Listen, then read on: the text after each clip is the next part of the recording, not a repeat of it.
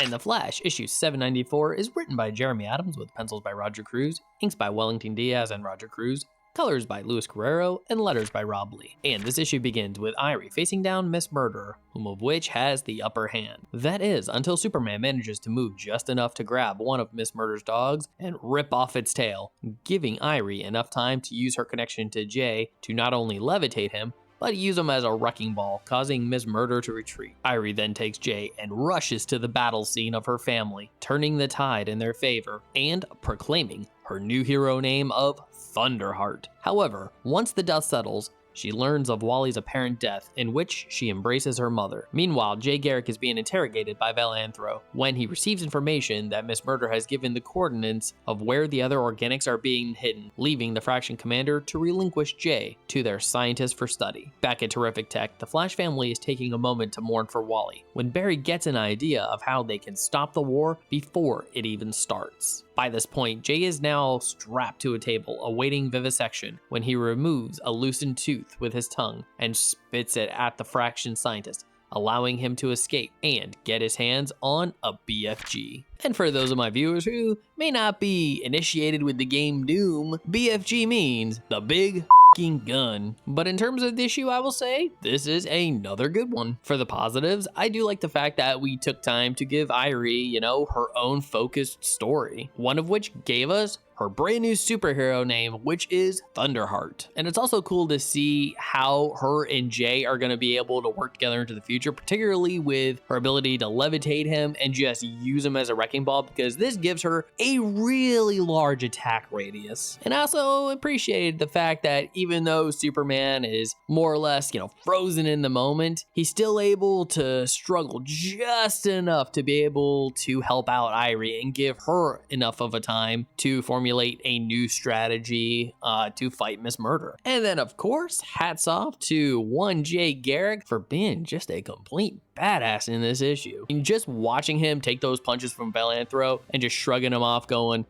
"Son, in my time, I've taken worse beatings than you have ever dished out." Even though the Fraction commander did manage to loosen a tooth, to which Jay Garrick, like a boss, uses that tooth to spit out at the Fraction scientist like a bullet. So yeah, charging the Speed Force with your tongue and then just launching it. Nice. And even though the Fraction scientist is now dead, he is always going to be known as that guy that was taken out by a human tooth. I mean, can you imagine if this guy has family back on the Fraction homeworld and they get word of his death, like, yeah, so your husband, he was taken out by a tooth. I mean, even though the tooth did not actually kill him, word's gonna circulate and he's gonna be the tooth guy. But even still, that scene leads to one of, if not the most boss moment in this story, and that's Jay Garrick standing there with his gun like, "Oh shit." Oh yes, it is going down next issue. It is going down. And this book also raises some very interesting questions, particularly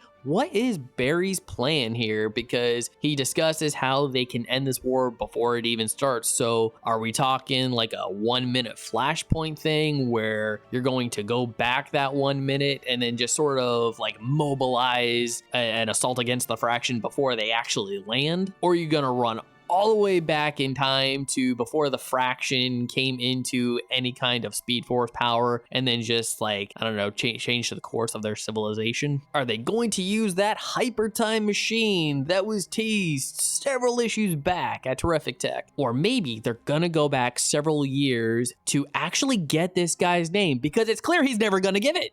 Now, when it comes to the more negative aspects of the story, it's just very minor, but it primarily has to do with Miss Murder as a character. Because when she was first mentioned and introduced, I mean, she sounded like she was gonna be this big, huge, kind of penultimate badass that was just going to wreck house. But instead, she gets taken out by children, not once, but twice. And that's a little disappointing considering, she's got that mind reading power, which, allows her to read her opponent's mind and then, mobilize a proper countermeasure. I mean, sure, she was caught off guard at first when Superman did his thing and then, Irey launched Jay at him, but I really only expected that tactic to work once. months. And for me, the menace that her character could have had is just now completely dissipated at this point. I mean, in a way, I kind of expected maybe at least half of this issue to be a pseudo cat and mouse game between Miss Murder and Irey, as Irey's like going through Terrific Tech and Miss Murder's looking for her. Irey might try a couple things, but Miss Murder's always going to bounce him back until we get to that scene where Superman,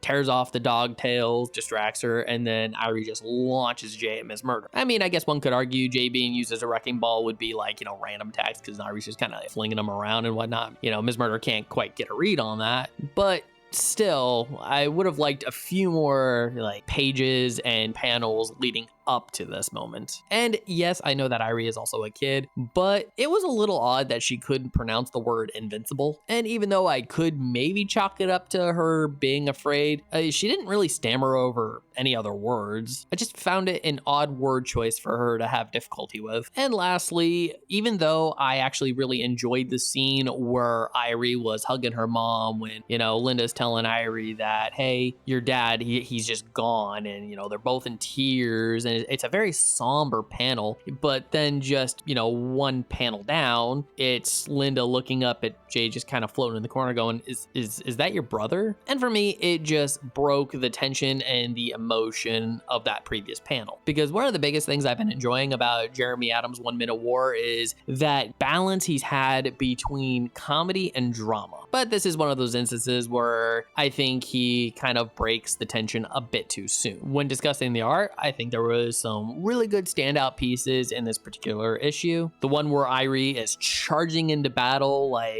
holding on to Jay, just, floating in the background. The panel where Irey and her mother do hug, because again, I really like that panel. And again, the final page with Jay Garrick holding the BFG. It's a great panel. I need a poster of it. I need a shirt of it, something. Jeremy Adams, DC, I don't know, whatever, just make it happen. And overall, The Flash issue 794 is a good Irey-centered story that's got a lot of heart and thunderous energy, and the complaints are there, but they are minimal in the grand scheme of things. And with that, I'm going to score The Flash issue 794 an 8.5 out of 10. So The Flash issue 794, what did you think about this book if you've read it? I'd love to hear your thoughts. Please leave your comments in the comment section below. And if you like this video, don't forget to hit that like button, share it with some friends, subscribe if you're not subscribed already, and ring that notification bell for more comic book content.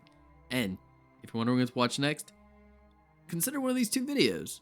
Alright, take care. Have a great day, and as always, stay geeky.